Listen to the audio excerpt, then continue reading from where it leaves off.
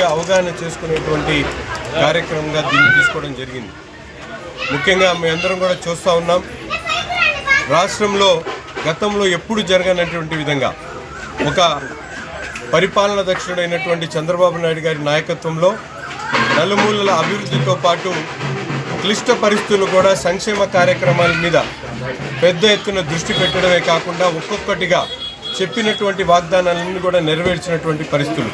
ముఖ్యంగా పేదవారికి అందించేటువంటి సామాజిక పెన్షన్లు 3,000 నుంచి 4,000 చేయడమే కాకుండా వికలాంగులకు 6,000, అలాగే పూర్తిగా మంచానికి పరిమితమైనటువంటి వాళ్ళకి 15,000 రూపాయలు కూడా ఇచ్చేటువంటి కార్యక్రమం. అంతేకాకుండా దేశంలో ఎక్కడ లేనటువంటి విధంగా చదువుకునేటువంటి ప్రతి పిల్లవాడికి కూడా తల్లికి వందనం పేరుతో 13,000 రూపాయలు 65 లక్షల మందికి అందించినటువంటి ఘనత కూడా ఈ కూటమి ప్రభుత్వానిదే. అంతేకాకుండా ఉచిత బస్సు కానీ, దీపం పథకం కింద గ్యాస్ సిలిండర్లతో పాటు ఈరోజు గుంటూరు నగరంలో చూసుకుంటే మనందరికి కూడా తెలుసు, గత 5 సంవత్సరాల్లో తట్టమట్టి కూడా వేయలేనటువంటి నందివెలుగు ఓవర్ బ్రిడ్జ్ కానివ్వండి, అలాగే పేదలు మురికివాడలు కానీ, పేదలు నివసించేటువంటి ప్రాంతాల్లో ముఖ్యంగా పట్టాలు లేనటువంటి వాళ్ళందరి మీద ఈరోజు రామిరెడ్డి తోట ప్రాంతం ఉంది. ఇక్కడ గత 4-5 దశాబ్దాల నుంచి పేదలు అనేక మంది నివసిస్తూ ఉన్నారు.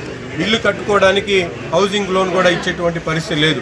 అటువంటి చోట ఈ 8 నెలల్లో శాసనసభ్యుడిగా ఎన్నికైన తర్వాత దీని మీద పూర్తిగా సమగ్ర సర్వే చేయించి ఏ ఇంట్లో ఎంతమంది ఉంటున్నారు, ఎన్ని గజాల్లో ఉంటా ఉన్నారు, వారికి పొజిషన్ సర్టిఫికేట్ ఎలా ఇవ్వాలనేటువంటి ఆలోచనతో ఈరోజు ప్రభుత్వ యంత్రాంగాన్ని అప్రమత్తం చేస్తూ పూర్తి స్థాయిలో సమగ్ర సర్వే చేయించుకోవడం జరిగింది.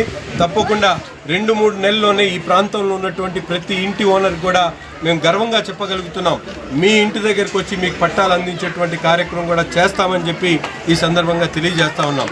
అంతేకాకుండా ముఖ్యంగా ఈ మురికివాడల్లో నివసించేటువంటి ప్రతి ఇంటికి కూడా సురక్షితమైనటువంటి నీరు అందించేటువంటి కార్యక్రమంతో పాటు పారిశుద్ధ్యం మీద, ఇక్కడికి వచ్చేటువంటి వైద్యానికి సంబంధించినటువంటి ప్రతి ఒక్క అంశంలో కూడా నా ఆఫీస్కి ప్రతిరోజు కూడా సీఎంఆర్ రిలీఫ్ ఫండ్ ద్వారా ఇప్పటికే నిన్న 30 లక్షలు ఇచ్చాం. ఇప్పటికి 3 కోట్ల రూపాయలు ఏదైతే ఆరోగ్యానికి సంబంధించినటువంటి కార్యక్రమాలు కూడా ఈ ప్రభుత్వం పూర్తిగా దృష్టి సారిస్తున్నటువంటి పరిస్థితులు ఉన్నాయి. ఇటువంటి అభివృద్ధి సంక్షేమాన్ని ఓర్చుకోలేక రౌడీ మూకల్ని ముందు పెట్టుకొని ఈరోజు గత ప్రభుత్వంలో ముఖ్యమంత్రికి ఉన్నటువంటి జగన్మోహన్ రెడ్డి గారు పబ్బం గడుకునేటువంటి పరిస్థితులు కనిపిస్తూ ఉన్నాయి. రాష్ట్ర ప్రజలందరికీ కూడా ఈ విషయం పూర్తిగా తెలుసు. అతను అరిగిపోయినటువంటి క్యాసెట్ అని ఇప్పటికే ప్రజలు చెప్పుకుంటా ఉన్నారు.